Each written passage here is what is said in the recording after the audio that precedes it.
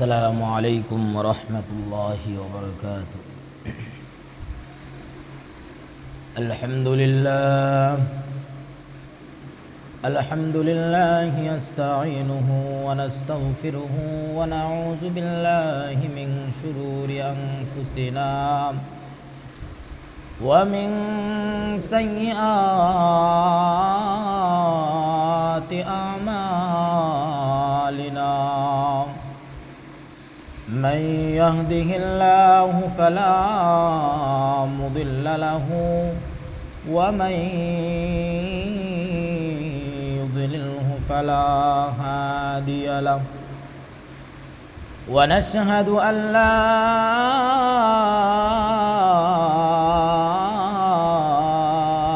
إله إلا الله وحده لا شريك له. ونشهد أن سيدنا ومولانا محمدًا عبده ورسوله سيد أولي آدم في دار القرار. أعوذ بالله من الشيطان الرجيم.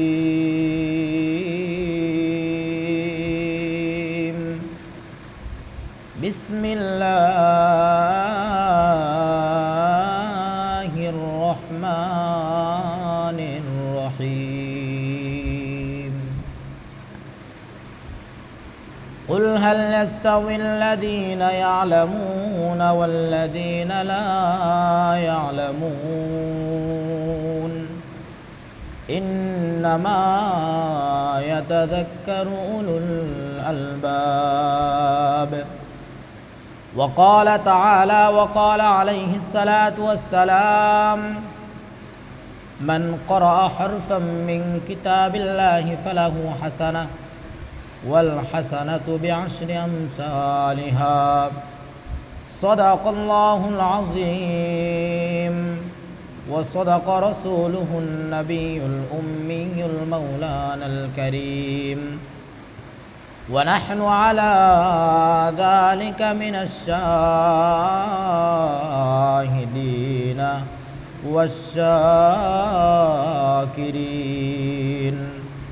والحمد لله رب العالمين.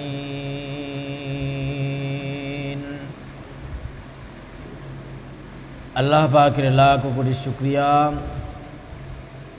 যে মহান আল্লাহ রব্বুল আলামিন আমাদেরকে এই পৃথিবীর বুকে শ্রেষ্ঠত্ব দান করেছেন। পৃথিবীর বুকে 18,000 অধিক মাখলুকাত সৃষ্টি করেছেন। তার মধ্য থেকে যে আল্লাহ রব্বুল আলামিন আমাদেরকে ভালোবেসে মোহাব্বত করে অতি কাছে ডেকে নিয়ে যে আল্লাহ রব্বুল আলামিন আমাদেরকে শ্রেষ্ঠত্ব দান করেছেন, সেই মহান রব্বুল আলামিনের প্রতি অন্তরের অন্তঃস্থল থেকে একবার শুকরিয়া আদায় করে নেই। সকলেই জবান খুলে বলি আলহামদুলিল্লাহ।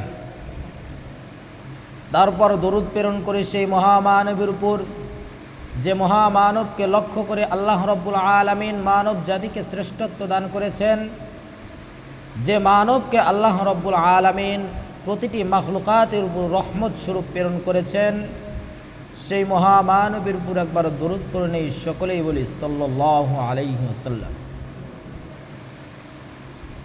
আল্লাহ রব্বুল আলামিনের পৃথিবীর বুকে 18,000-এর অধিক মাখলুকাত রয়েছে।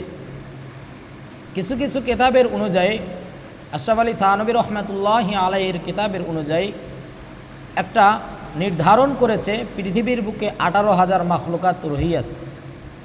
কিন্তু কোনো কিতাবের মধ্যে কোনো ফিকাহগণ, কোনো আলেমগণ এটা উল্লেখ করতে পারবে না যে 18,000 মাখলুকাতই আল্লাহ সৃষ্টি করেছেন, এর বেশিও সৃষ্টি করেন নাই, এর কমও সৃষ্টি করেন নাই। এটা ভুল। আল্লাহ রব্বুল আলামিন 18,000-এর অধিক মাখলুকাত সৃষ্টি করেছেন। কিন্তু মানুষকে বোঝানোর জন্য ফিকাহগণ, আলেমগণ, ইমামগণ সেটা একটা অ্যামাউন্ট করেছেন, নির্ধারণ করেছেন যে 18,000 মাখলুকাত আল্লাহ সৃষ্টি করেছেন। তো আল্লাহ রব্বুল আলামিন এই 18,000-এর অধিক মাখলুকাতের মধ্য থেকে আল্লাহ রাব্বুল আলামিন কিন্তু আমাদেরকে শ্রেষ্ঠত্ব দান করেছেন। সেই কথা আল্লাহ রাব্বুল আলামিন সূরা 3-এর মধ্যে আল্লাহ রাব্বুল আলামিন বলেছেন, লাকাদ খলাকনাল ইনসানা ফি আহসানি তাকওয়িম।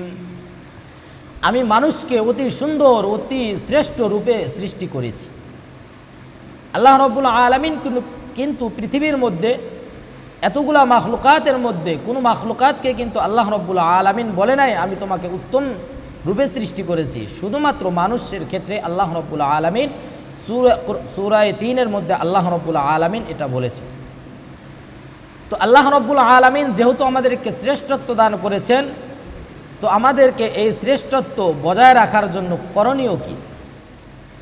আমাদেরকে এই শ্রেষ্ঠত্ব বজায় রাখার জন্য, ধরে রাখার জন্য আমাদের করণীয় কি? কি করলে আল্লাহ রাব্বুল আলামিনের কাছে আমরা পৃথিবীর বুকে আসি এবং পরকালে আল্লাহ রাব্বুল আলামিনের কাছে শ্রেষ্ঠ হব? কি কাজ করলে আল্লাহ রাব্বুল আলামিনের কাছে প্রিয় হতে পারব? আল্লাহ রাব্বুল আলামিন কুরআনুল কারীমের মধ্যে মানুষের প্রশংসা করেছেন যেমন, তেমনি আল্লাহ রাব্বুল আলামিন কুরআনুল কারীমের মধ্যে মানুষকে কিন্তু চতুষ্পদ জন্তুর সাথে তুলনাও করেছেন। যে ব্যক্তি আল্লাহ রাব্বুল আলামিনের হুকুম বিধান কিছুই পালন করবে না, আল্লাহ রাব্বুল আলামিন বলেছেন তুমি পৃথিবীর বুকে চতুষ্পদ জন্তুর থেকেও নিকৃষ্ট। নাউযুবিল্লাহ। তাহলে আল্লাহ রাব্বুল আলামিন আমাদেরকে শ্রেষ্ঠত্ব দান করলেন, এরপর আবার নিকৃষ্টতা ঘোষণা কেন দিলেন? প্রথম প্রশ্ন হলো, আমাদেরকে কি করলে আল্লাহ রাব্বুল আলামিনের কাছে সারাটা জীবন শ্রেষ্ঠত্ব থাকা যাবে, পরকালেও আল্লাহ রাব্বুল আলামিনের কাছে শ্রেষ্ঠত্ব লাভ করা যাবে? প্রথম প্রশ্ন। দ্বিতীয় প্রশ্ন হলো, আল্লাহ রাব্বুল আলামিনের কাছে এখানে একটা কথা হলো, আল্লাহ রাব্বুল আলামিন মানব জাতিকে শ্রেষ্ঠত্ব দান করেছেন কার উসিলায়? এখানে আবার আরেকটা প্রশ্ন। যদি এরকম প্রশ্ন করা হয় তাহলে অনেক প্রশ্ন আসবে। যাই হোক, প্রথম পর্যায়ে সেজন্য কিছু কথা বলবো যে আল্লাহ রাব্বুল আলামিন কার উসিলায় মানব জাতিকে শ্রেষ্ঠত্ব দান করলেন। এই শ্রেষ্ঠত্বটা তো আল্লাহ রাব্বুল আলামিন আসমানকে, জমিনকে, পাহাড়কে, অন্য অন্য মাখলুকাতকে দিতে পারতেন। এই দুর্বল মানুষকে আল্লাহ রাব্বুল আলামিন শ্রেষ্ঠত্ব কেন দিলেন? আল্লাহ রাব্বুল আলামিন নিজেই তো কুরআনুল কারীমের মধ্যে বলেছেন, ওয়া খুলিকাল ইনসানু দাঈফা। আমি মানুষকে অতি দুর্বল করে সৃষ্টি করেছি। মানুষ হলো পৃথিবীর বুকে সৃষ্টির ভিতরে সবচেয়ে দুর্বল, এর থেকে কোনো প্রাণী দুর্বল নয়। কিন্তু আল্লাহ রাব্বুল আলামিন এই মানব জাতিকে এত ক্ষমতা দিয়েছেন যেটা অন্য কোনো মাখলুকাতকে আল্লাহ রাব্বুল আলামিন দান করেন নাই। যাই হোক, আমার প্রশ্ন ছিল যে আল্লাহ রাব্বুল আলামিন আমাদেরকে শ্রেষ্ঠত্ব কেন দিলেন? আমি এই প্রসঙ্গে কিছু কথা বলবো। আমি সর্বপ্রথম খুতবার পরে একটি আয়াত তেলাওয়াত করেছিলাম, কুল হাল ইস্তাবিল্লাযীনা ইয়ালামুনা ওয়াল্লাযীনা ইয়ালামুন। আল্লাহ রাসূল সাল্লাল্লাহু আলাইহি ওয়াসাল্লাম বলেছেন, সাহাবীদেরকে বলেছেন, তোমরা ভালো করে শোনো, যারা জানে এবং যারা জানে না তারা কখনো সমান হতে পারে না। কুল হাল ইস্তাবিল্লাযীনা ইয়ালামুন, যারা জানে, ওয়াল্লাযীনা লা ইয়ালামুন, আর যারা জানে না, ইন্নামা ইয়াতাযাক্কারু উলুল আলবাব, তারা কখনোই সমান হতে পারে না। তো আমরা তো আল্লাহ রাব্বুল আলামিন আমাদেরকে শ্রেষ্ঠত্ব বজায় রাখার জন্য কিছু পথ অবলম্বন করতে বলেছেন। সে পথটা দেখানোর জন্য আল্লাহ রাব্বুল আলামিন যুগে যুগে রাসূল, যুগে যুগে নবী প্রেরণ করেছেন এবং আহলে হক ওলামায়ে কেরাম এখন দুনিয়াতে রয়েছে। তো আল্লাহ রাব্বুল আলামিন এই শ্রেষ্ঠত্ব আমাদেরকে কার উসিলায়, কার মাধ্যমে দিবেন সেটা আমি পরে যাব। প্রথম আমার আরেকটা প্রশ্ন হলো, আল্লাহ রাব্বুল আলামিন নিজ কুদরতি হাত দ্বারা 3টা মাখলুকাত সৃষ্টি করেছেন। এখন অনেকে প্রশ্ন করতে পারেন, 18,000-এর অধিক মাখলুকাত, শুধুমাত্র এই 3টা জিনিসকেই আল্লাহ নিজ হাতে বানাইলেন, আরগুলা কে বানাইলেন? প্রশ্ন হতে পারে। তো এখানে উত্তর হবে, আল্লাহ রাব্বুল আলামিন নিজের দয়ার দ্বারা, এটা নিজের দয়া দ্বারা বুঝাইছে। হাত দ্বারা বলা হয় নিজের দয়ার দ্বারা, কোরআনের ভাষায় বুঝতে গেলে একই কথার বিভিন্ন অর্থ হতে পারে। তো যাই হোক, এখানে যে হাত দ্বারা ইশারা করা হয়েছে, এটা আহলে হক ওলামায়ে কেরাম বুঝিয়েছেন যে আল্লাহ রাব্বুল আলামিনের নিজের কুদরতি দয়ার দ্বারা, তার ভালোবাসার দ্বারা আল্লাহ রাব্বুল আলামিন 3টা মাখলুকাত সৃষ্টি করেছেন। তার মধ্যে এক নাম্বার হলো আল্লাহ রাব্বুল আলামিন ফেরেশতা সৃষ্টি করেছেন। এক নাম্বার ফেরেশতা সৃষ্টি করেছেন নিজের দয়া ভালোবাসার দ্বারা। দুই নাম্বার হায়াওয়ান, হায়াওয়ান বলা হয় চতুষ্পদ জন্তুকে। চতুষ্পদ জন্তু অর্থাৎ যারা কথা বলতে পারে না, যাদের বাক শক্তি নাই, তাদেরকে বলা হয় চতুষ্পদ জন্তু, আর তারাই হলো হায়াওয়ান, আরবি ভাষায় যেটাকে বলা হয় হায়াওয়ান। তাহলে এক নাম্বার ফেরেশতাকে আল্লাহ রাব্বুল আলামিন সৃষ্টি করেছেন, দুই নাম্বার হায়াওয়ানকে সৃষ্টি করেছেন, তিন নাম্বার আল্লাহ রাব্বুল আলামিন ইনসান সৃষ্টি করেছেন, অর্থাৎ মানুষকে আল্লাহ রাব্বুল আলামিন সৃষ্টি করেছেন। তো আল্লাহ রাব্বুল আলামিন প্রথমে ফেরেশতাকে সৃষ্টি করলেন। সৃষ্টি করার পর আল্লাহ রাব্বুল আলামিন শুধুমাত্র তাকে জ্ঞান দান করলেন।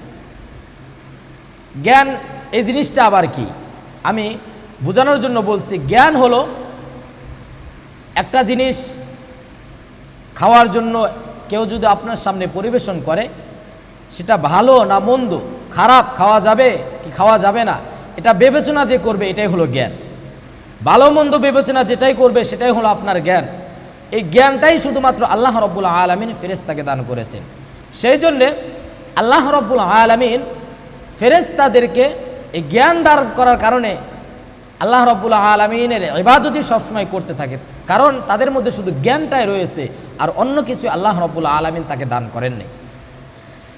মানব জাতি অর্থাৎ এই তিনটার মধ্যে একটা পয়েন্ট আছে, সেটা হলো মানুষকে আল্লাহ রাব্বুল আলামিন সৃষ্টি করেছেন, সেদিকে আমি পরে যাচ্ছি। প্রথমে যে কথাটা বললাম ফেরেশতাদের কথা, আল্লাহ রাব্বুল আলামিন শুধুমাত্র তাকে জ্ঞান দান করেছেন।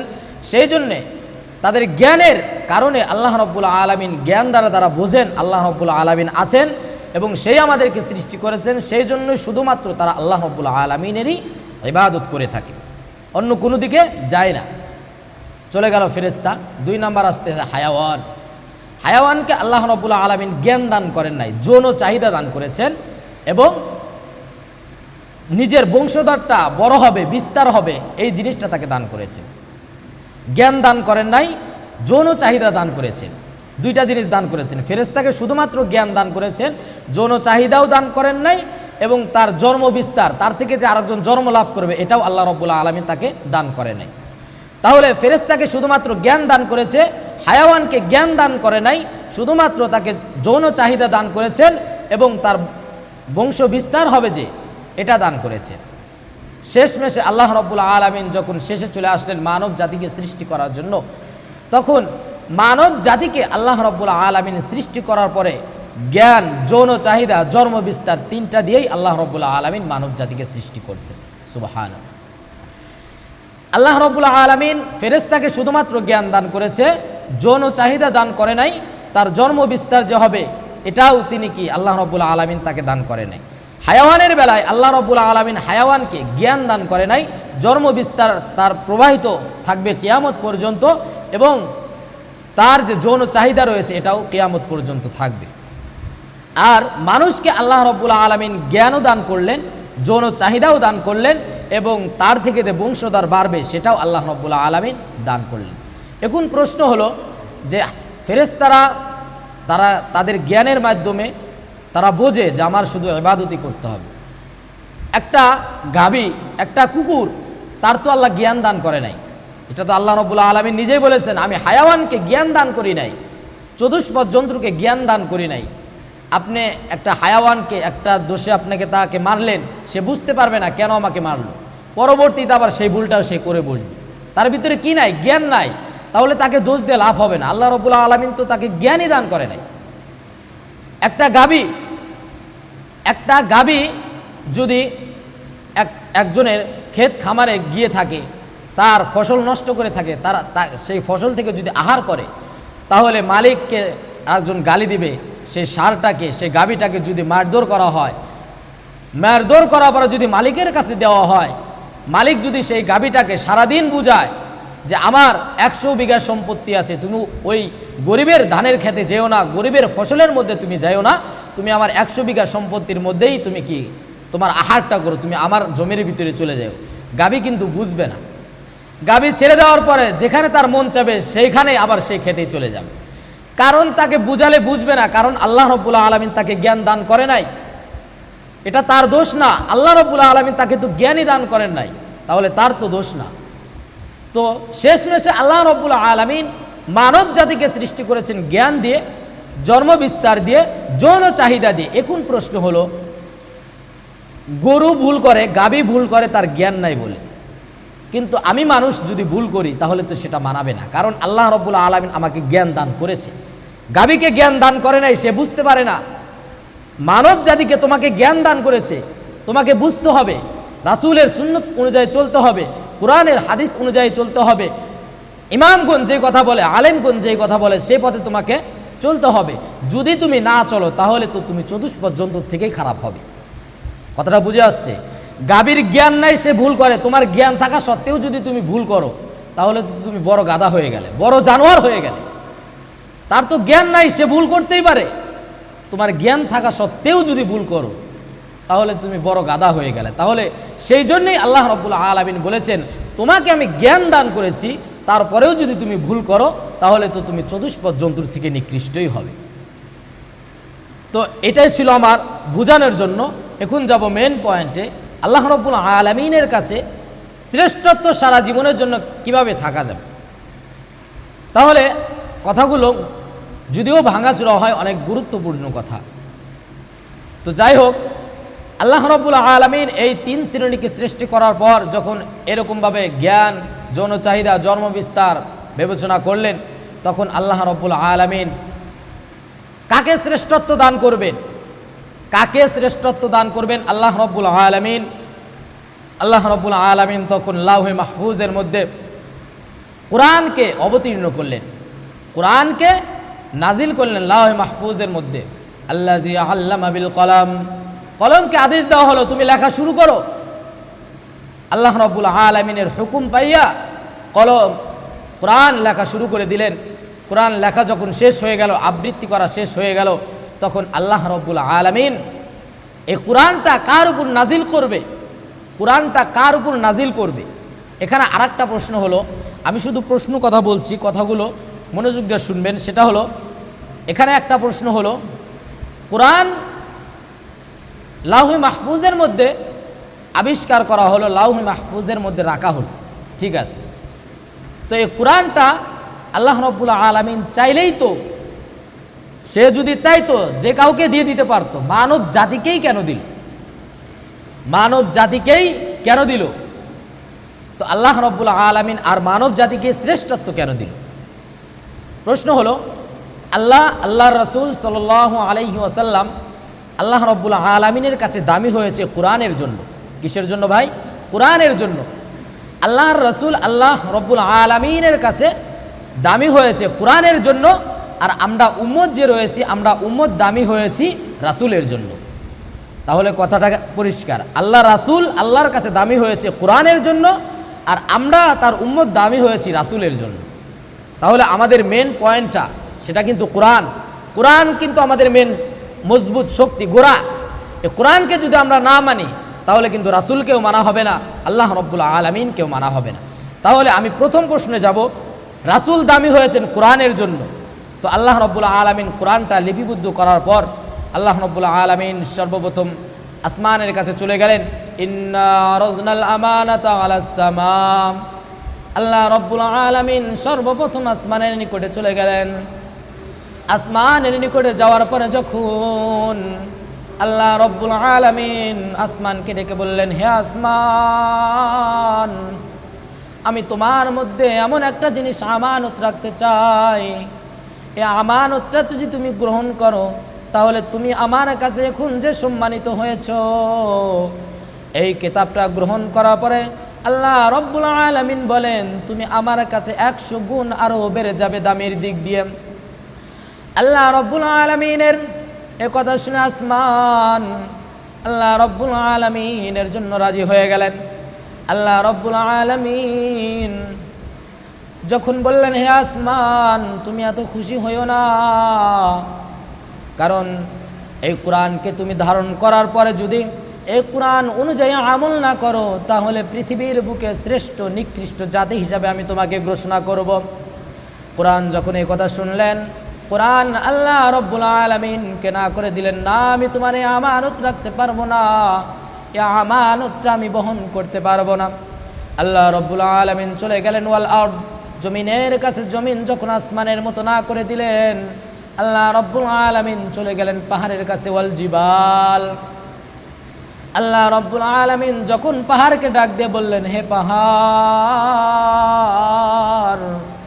আমি তোমার মধ্যে একটা আমানত রাখতে চাই, তুমি যদি এই আমানতটা গ্রহণ করো তুমি আমার কাছে শ্রেষ্ঠত্ব লাভ করবে, আর যদি আমানতটা তুমি গ্রহণ করা পরে যদি আমল না করো তাহলে কিন্তু আমার কাছে পৃথিবীর বুকে শ্রেষ্ঠ জাতি হিসাবে তুমি হয়ে যাবে। পাহাড় যখন এই কথা শুনলেন, আল্লাহ রব্বুল আলামিনের প্রস্তাবে তিনিও না করে দিলেন। আসমান জমিন পাহাড় যখন আল্লাহ রব্বুল আলামিনকে না করে দিলেন, আল্লাহ রব্বুল আলামিন সর্বশেষ হযরতে আদম আলাইহিস সালাতু ওয়াস সালামের কাছে চলে গেলেন। আদম আলাইহিস সালাতু ওয়াস সালামকে ডেকে বললেন, হে আদম, আমি তোমার মধ্যে একটা আমানত রাখতে চাই। হযরতে আদম আলাইহিস সালাতু ওয়াস সালাম আসমান জমিন পাহাড়ের মতো কোনো প্রশ্ন করলেন না। হযরতে আদম আলাইহিস সালাতু ওয়াস সালাম সঙ্গে সঙ্গে জবান দ্বারা বললেন আলহামদুলিল্লাহ। আল্লাহ রব্বুল আলামিন আদম আলাইহিস সালাতু ওয়াস সালামকে বললেন, হে আদম, তুমি শুনলে না আমি তোমার মধ্যে কি আমানত রাখতে চাই? তুমি জানতে চাইলে না এটা ভারী কত হবে, এটার ওজনটা কত হবে? আদম আলাইহিস সালাতু ওয়াস সালাম মুস্কি হেসে বললেন, হে আল্লাহ, আপনি যেরকম মহান আপনার আমানতটা হবে সেরকম মহান, তাহলে আমি এই মহান জিনিসটা কেন ছেড়ে দেব? তাহলে মানুষের যদি জ্ঞানটা না থাকতো তাহলে কিন্তু এই কথা আদম আলাইহিস সালাতু ওয়াস সালাম বলতে পারতো না। তো আদম আলাইহিস সালাতু ওয়াস সালাম যখন কোরআনটা আল্লাহ রব্বুল আলামিনের কাছে চেয়ে নিলেন, আদম আলাইহিস সালাতু ওয়াস সালাম যদি আসমান জমিন পাহাড়ের মতো না করে দিতেন আল্লাহ রব্বুল আলামিন মেনে নিতেন, কিন্তু আদম আলাইহিস সালাতু ওয়াস সালাম স্বেচ্ছায় কোরআনটা নিজে নিয়েছেন। এখন প্রশ্ন হলো, কোরআনটা যদি আমি ইচ্ছাকৃতভাবে নিয়ে আমল না করি তাহলে তো আল্লাহ রব্বুল আলামিন আমাদেরকে কুকুর থেকে খারাপ বানাবেনি। এটাই তো প্রশ্ন, এটা তো প্রকৃতির একটা কথা। আমি যদি একটা জিনিস একজনকে দিয়ে বলি এটা আপনি নিতেও পারেন নাও নিতে পারেন, যদি সেটা গ্রহণ করে ফেলে দেয় আমার সামনে, আমার তো অনেক কষ্ট হবে। তোমার যখন সেই জিনিসটা পছন্দ হয়নি তুমি নিলে কেন? তোমার পছন্দ না তুমি নিও না, আমাকে নিষেধ করে দাও। তদ্রূপ আল্লাহ রব্বুল আলামিনও আমাদেরকে বলবে, তোমাদের যখন কোরআনটা পছন্দ না তাহলে নিলে কেন? আমাকে তো আসমান জমিন পাহাড়ের মতো নিষেধ করে দিতে পারতে। যেহেতু আমরা কোরআনটা ইচ্ছাকৃতভাবে নিয়েছি, সেই জন্য আল্লাহ রব্বুল আলামিন আমাদেরকে পৃথিবীর বুকে শ্রেষ্ঠত্ব দান করেছে। তাহলে প্রশ্ন ছিল, আল্লাহ রব্বুল আলামিন আমাদেরকে শ্রেষ্ঠত্ব কেন দান করলেন? উত্তর, আল্লাহ রব্বুল আলামিন কোরআনের মাধ্যমে, রাসূলের মাধ্যমে আমাদেরকে শ্রেষ্ঠত্ব দান করেছেন। আল্লাহ রাসূলকে আল্লাহ রব্বুল আলামিন মুহাব্বত করেছেন কোরআনের জন্য, আর রাসূলের কোরআনকে ধারণ করার জন্য দামি হয়েছি। যে রাসূল আল্লাহ রব্বুল আলামিনের কাছে দামি হয়েছি, সে দামি হওয়ার জন্য আমরাও দামি হয়েছি আল্লাহ রব্বুল আলামিনের কাছে। তাহলে আমার প্রশ্ন ছিল তিনটা। এক নম্বর, জ্ঞান কাকে দিয়েছে কাকে দেয় নাই, কাকে জনচাহিদা দিয়েছে কাকে জনচাহিদা দেয় নাই, কাকে বোঝার শক্তি দিয়েছে কাকে বোঝার শক্তি দেয় নাই, বিশ্লেষণ হয়ে গেছে। দুই নম্বর প্রশ্ন ছিল যে আল্লাহ রব্বুল আলামিন এতগুলা মাখলুকাতের মধ্য থেকে মানব জাতিকেই কেন শ্রেষ্ঠত্ব দান করলেন, কি জন্যে শ্রেষ্ঠত্ব দান করলেন সেটাও আমি বলে দিলাম। যে হযরত আদম আলাইহিস সালাতু ওয়াস সালাম যখন কোরআনটা স্বেচ্ছায় নিয়েছিলেন, আল্লাহ রব্বুল আলামিন খুশি হয়ে আমাদেরকে শ্রেষ্ঠত্ব দান করেছিলেন। এখন আসতেছে আল্লাহ রব্বুল আলামিনের এই কোরআনটা, আমরা তো কোরআন পেয়ে শ্রেষ্ঠ হয়ে গেছি, কিন্তু কি কাজ করলে আমরা আবার আল্লাহ রব্বুল আলামিনের কাছে নিকৃষ্ট হয়ে যাব? কোরআন এমন একটা জিনিস, আমি একটা উদাহরণ দিয়ে বলি। বিভিন্ন এলাকায় যে জমি চাষগুলো হয়, অর্থাৎ আমি ধানের কথাই বলি, যে ধান যে সময় ধান পেকে যায়, ফসল কাটার জন্য মানুষ লোক রাখে। এই লোক রাখা, একজন মানুষ যদি, একটা গৃহস্থ যদি 5 জন লোক রাখে ধান কাটার জন্য, তাদেরকে যদি ধান কাটার জন্য সকালে বাড়ি থেকে বের করে দেয়, কিছুক্ষণ পর যদি মালিকটা এসে দেখে সে 5 জনের ভিতরে 3 জন ধান কাটতেছে আর 2 জন পাশে বসে আছে, তাহলে কি দিন শেষে সেই মালিকটা ওই 5 জনকে টাকা দিবে না ওই 3 জনকে টাকা দিবে? যে 3 জন কাজ করছে সেই 3 জনকেই টাকা দিবে, ওই 2 জনকে কেন দিবে না? কারণ তারা কাজ করে নাই। তো আল্লাহ রাব্বুল আলামিনের কুরআন এমন একটা জিনিস যে আল্লাহ রাব্বুল আলামিন কিন্তু মানব জাতির মতো নয়।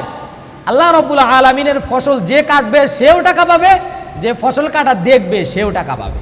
কেমনে?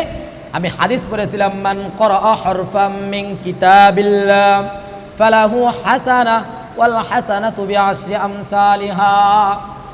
আল্লাহ রাসূল সাল্লাল্লাহু আলাইহি ওয়াসাল্লাম বলেছেন, কোনো ব্যক্তি যদি কুরআনুল কারীম তেলাওয়াত করে এবং কুরআন একজন তেলাওয়াত করতেছে আর একজন যদি পাশে বসে সেই কুরআনুল কারীম তেলাওয়াত করা শুনে, যে তেলাওয়াত করলো সেও 10 নেকি পাবে আর যে শুনলো সেও 10 নেকি পাবে। সে কিন্তু কোনো কাজ করে নাই, সে কিন্তু বসেছিল। যে কাজ করতেছে সেও 10 নেকি, যে শুনতেছে সেও 10 নেকি। মান ক্বরাআ হরফাম, প্রতিটি হরফের ন্যায়, মিন কিতাবিল্লাহি ফালাহু হাসানা, প্রতিটি অক্ষরের ন্যায়, ওয়াল হাসানাতু বিআশরি আমসালিহা, 10টি করে নেকি পাবে। হাসারা আরবি শব্দ 10, যে পড়বে সেও 10 নেকি, যে শুনবে সেও 10 নেকি। তাহলে আল্লাহ রাব্বুল আলামিনের কাজ করাটা কতটা গুরুত্বপূর্ণ, কতটা মজার জিনিস, যে আল্লাহ রাব্বুল আলামিনের কাজটা যদি কেউ মনোযোগ দিয়ে দেখে তাহলে আল্লাহ রাব্বুল আলামিন তাকে সওয়াব দান করেন। পৃথিবীর বুকে এমন কোনো কিতাব নেই, এমন কোনো বই নেই যে বইয়ের দিকে তাকালেই সওয়াব হবে। এই কিতাবের দিকে তাকালে সওয়াব হবে শুধুমাত্র ইন্নাহু লাকুরআনুন কারীম। আল্লাহ রাব্বুল আলামিনের কোরআনের দিকে যদি কেউ তাকায় তাহলে একমাত্র আল্লাহ রাব্বুল আলামিন তার জীবনের সমস্ত সগীরা গুনাহগুলো মাফ করে দিবে।